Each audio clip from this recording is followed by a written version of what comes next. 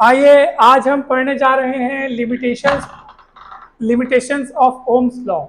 ठीक है, limitations of Ohm's law जो है उसमें हम ये देखेंगे कि कंडक्टर्स कुछ ऐसे भी होते हैं जो ओम्स लॉ को फॉलो करते हैं, यानी और कुछ ऐसे भी कंडक्टर्स होते हैं जो ओम्स लॉ को फॉलो नहीं करते। तो जो ओम्स लॉ को फॉलो करते हैं उनको हम कहते हैं ओमिक कंडक्टर, और जो ओम्स लॉ को फॉलो नहीं करते उनको हम कहते हैं नॉन ओमिक कंडक्टर। ठीक है, जो ओम के नियम का पालन करते हैं ना उनको ओमिक कंडक्टर कहते हैं, और जो ओम के नियम का पालन नहीं करते उनको क्या बोलते हैं, नॉन ओमिक कंडक्टर। क्लियर है? अच्छा, ओमिक कंडक्टर का जो रेजिस्टेंस होता है उसको ओमिक रेजिस्टेंस कहेंगे, और नॉन ओमिक कंडक्टर का जो रेजिस्टेंस रहता है उसको नॉन ओमिक रेजिस्टेंस कहेंगे, यानी ओमीय प्रतिरोध और अनओमीय प्रतिरोध। तो ओमीय प्रतिरोध किसको बोलेंगे? जो ओमीय चालकों के प्रतिरोध को ओमीय प्रतिरोध और अनओमीय चालकों के प्रतिरोध को अनओमीय प्रतिरोध। ठीक है, ohmic resistance and non ohmic resistance. Ohmic conductor के रेजिस्टेंस को ओमिक रेजिस्टेंस और नॉन ओमिक कंडक्टर के रेजिस्टेंस को नॉन ओमिक रेजिस्टेंस कहते हैं। नॉन ओमिक कंडक्टर्स के रेजिस्टेंस को नॉन ओमिक रेजिस्टेंस कहते हैं। समझे? और सुनो और एक बात, इसके एग्जाम्पल के रूप में क्या बोलोगे आप? जितने भी मेटेलिक कंडक्टर्स हैं, जितने भी अलॉयज हैं, सोना चांदी तांबा जितने भी हैं, निक्रोम, और ये सोना चांदी तांबा तो अपने मेटल्स हो गए, मेटेलिक कंडक्टर्स हो गए। और जो एलॉयज किसको बोलते हैं? करेक्ट, मिश्र धातु, यानी दो या दो से ज़्यादा मेटल्स को मिलने से बनता है एलॉयज। तो मैग्नीन, निक्रोम, ये सब जो है एलॉयज के एग्जाम्पल्स हैं। तो और ये जितने भी मेटल्स हैं और एलॉयज मिलकर जो है ये सारे के सारे ओमिक कंडक्टर के एग्जाम्पल्स हैं, क्योंकि ये ओम्स लॉ को फॉलो करते हैं। नॉन ओमिक कंडक्टर्स के एग्जाम्पल्स क्या हैं sir? Transistor, diode, vacuum tube, ये सब के बारे में हम डिटेल में आगे पढ़ने वाले हैं। वैसे तो आपको इन दोनों के ना एक्चुअली डिफरेंस के तौर पे आप इनको याद करने की कोशिश कीजिए इस टॉपिक को। एक तो डेफिनेशन हो गया इनका, ये ओम के नियम का पालन करते हैं, ये नहीं करते हैं। फिर दूसरा इनका आप एग्जाम्पल दे देना, इनमें एग्जाम्पल और इनमें एग्जाम्पल दे देना। सेमीकंडक्टर डिवाइसेस जो है वो इनके सेमीकंडक्टर डिवाइसेस मतलब अर्धचालक युक्तियाँ, diode, transistor, triode valve, vacuum tube, ये सब क्या होते हैं हम अच्छे से और डिटेल में, फुल डिटेल में पढ़ेंगे आगे। इनका प्रॉपर एक चैप्टर है पूरा, सेमीकंडक्टर डिवाइसेस करके पूरा चैप्टर है, तो हम उसको डिटेल में पढ़ेंगे, तो चिंता ना कीजिए। तो ये हुआ। अच्छा, अब पता कैसे चलेगा कि कोई कंडक्टर ओमिक कंडक्टर है? तो हमने बताया कि सर ओमिक कंडक्टर है क्योंकि वो ओम के नियम को फॉलो कर रहे। तो ओम के नियम को फॉलो कर रहे हैं, ये हम कैसे पता करेंगे? तो ऐसे कंडक्टर्स के लिए ना, जब आप वी और आई के बीच ग्राफ खींचोगे तो एक स्ट्रेट लाइन मिलेगा आपको। क्या मिलेगा? स्ट्रेट लाइन मिलेगा, तो समझ जाना वो ओम के नियम का पालन कर रहे हैं। सीधी रेखा अगर मिलेगी जो कि ओरिजिन से गुजरती रहेगी तो समझ जाना ओम के नियम का पालन कर रहा है। और अगर स्ट्रेट लाइन न मिल करके ये लाइन अगर आगे चल के मुड़ रही है या किसी ऐसे टाइप का कर्व टाइप का अगर ग्राफ मिल रहा है तो समझ जाना वो नॉन ओमिक कंडक्टर के लिए वो ग्राफ बना है और वो ओम के नियम का पालन नहीं करते हैं।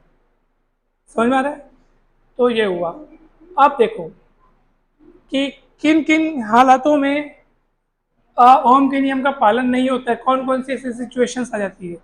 सबसे पहले तो आप इतनी जो हमने अभी इतनी चर्चाएं की उनमें आपको एक बात तो स्पष्ट हो गई होगी कि ओम का नियम फंडामेंटल नियम नहीं है, यानी Ohm's law is not fundamental law. क्यों नहीं है? फंडामेंटल लॉ होता ना तो ऐसे कोई चीज मिलती ही नहीं कि जो इसको फॉलो न करे। सब के सब इनको ओम्स लॉ को क्या करते, फॉलो करते। लेकिन हमारे पास यहाँ ऐसे लोग भी हैं, ऐसी चीजें भी हैं जो ओम्स लॉ को फॉलो करते हैं और ऐसी चीजें भी हैं। हाँ, इसका मतलब ओम का नियम सबके लिए सर्वसत्य है ऐसा नहीं कह सकते हम।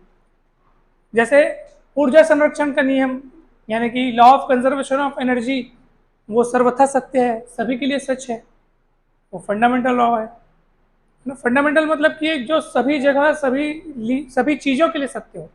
तो ओम्स लॉ ऐसा नहीं है, वो कुछ के लिए सत्य होता है, कुछ के लिए सत्य नहीं होता है, कुछ के लिए एप्लीकेबल है, यानी कुछ के लिए फॉलो होता है, ऐसे ध्यान दो।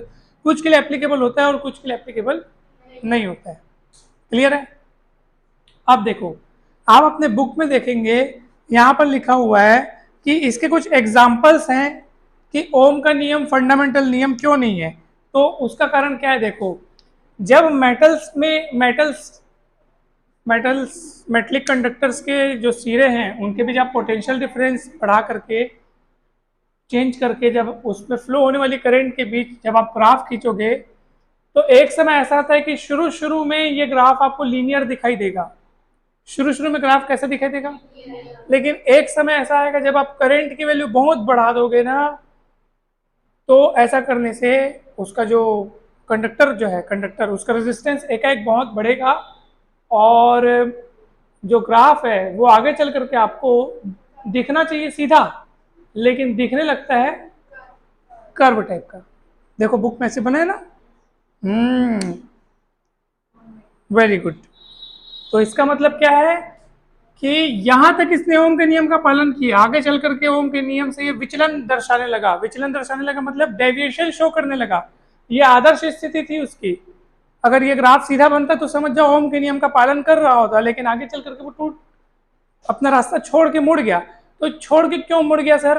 क्योंकि आपने करंट की वैल्यू हद से ज्यादा इतनी बढ़ा दी कि वो कंडक्टर गर्म हो गया, और कंडक्टर के गर्म होने से उसका रेजिस्टेंस एकाएक बढ़ गया। रेजिस्टेंस बढ़ जाने से ना जो जो ये वाला रिलेशन है ना, V by I equal R वाला, ये जब तक संतुष्ट होते रहते ना, ये रिलेशन जब तक सही साबित होते रहते ना, तब तक आपको ये स्ट्रेट लाइन मिलते रहेगी। जहां ये रिलेशन में थोड़ी गड़बड़ पैदा हुई, समझ जाओ आपको ये मिलेगा। समझ में आ रहा है? ओम ये क्या था, ये कहाँ से लाए थे अपन? पहली बार कहाँ से लाए थे? ओम के नियम से। ओम के नियम से डिराइव करे थे अपन, याद करो। तो जब तक ओम के नियम का पालन होता रहेगा, यानी कि जब तक ये रिलेशन सेटिस्फाई होते रहेगा, तब तक ग्राफ आपको लीनियर सीधा मिलते रहेगा। जहां ओम के नियम का पालन हुआ, बंद हुआ, ये फॉर्मूला गड़बड़ाने लगेगा और वो कर्व के रूप में मिलने लगेगा। ऐसा है। अरे मैं तो आपको बता रहा हूँ ना, सेमीकंडक्टर के लिए कुछ ऐसे भी सेमीकंडक्टर हैं, जैसे गैलियम आर्सेनाइड आपके बुक में एग्जांपल दिया है। उसके लिए जब आप आई और वी के बीच ग्राफ बनाओगे ना, ऐसा बना है, ऐसा। कहाँ तो ऐसे ग्राफ बनता था और ऐसा बना है। इसका मतलब क्या है पता है आपको? इसका मतलब क्या है कि जैसे मान लीजिए मैंने करंट की एक वैल्यू चुनी, मान लो एक करंट की एक वैल्यू चुनी, ये है ना, एक करंट की एक वैल्यू चुनी मैंने। अब मैं ऐसे लाइन खींचता हूँ, देखते हैं लाइन आगे चल करके ग्राफ को कहाँ कहाँ कट करते जाती है। चलिए देखते हैं, मजा आएगा बहुत। ये कहाँ, यहाँ कट की, और कहाँ कट करेगी, कहीं भी आगे चलती, दो बिंदुओं पे कट करी। दो बिंदुओं पे कट करने का मतलब क्या है सर? दो बिंदुओं पे देखना, जहाँ पे कट करी मतलब समझो यहाँ पे उसका जो ये जो V इधर है ना, तो ये वोल्ट इतना है, मतलब पोटेंशियल इतना है, और यही लाइन वहां पे भी कट करी है, तो उस पॉइंट का पोटेंशियल इतना है, यानी दोनों पोटेंशियल अलग अलग है। तो दो अलग अलग पोटेंशियल है, लेकिन उसके लिए करंट की वैल्यू सेम है। यही करंट की वैल्यू के लिए ये वाला पोटेंशियल V1 नाम दे दो इसको, और है ना, ये करंट इतनी है ना, और उसी करंट के लिए पोटेंशियल की एक और भी वैल्यू है V2। यानी आप यहाँ इस ग्राफ में क्या देख पा रहे हो सर? करंट की एक ही सेम वैल्यू के लिए हमको पोटेंशियल की दो अलग अलग वैल्यू मिल रही है। तो ये तो और ओम के नियम के मतलब ओम के नियम का पालन नहीं हो रहा है यहाँ पे। समझ में आ रहा है कि नहीं यार? है ना, समझ में आ रहा है नहीं? तो यह हम एग्जाम्पल देख रहे थे कि ओम के नियम का पालन कहाँ कहाँ नहीं हो रहा है, किन किन सिचुएशंस में नहीं हो रहा है, उसके कैसे कैसे ग्राफ्स देखने को मिलते हैं। समझ में आया? तो ये हुआ। ये आपके बुक में एग्जाम्पल लिखा है, ये सेमीकंडक्टर गैलियम आर्सेनाइड के लिए ग्राफ खींचा गया है करंट और वोल्टेज के बीच। समझ में आया कि नहीं आया? कहीं पे भी डाउट हो, दिक्कत हो, तो मुझे आप लोग बिंदास पूछ सकते हैं, क्योंकि अब मैं इसको ना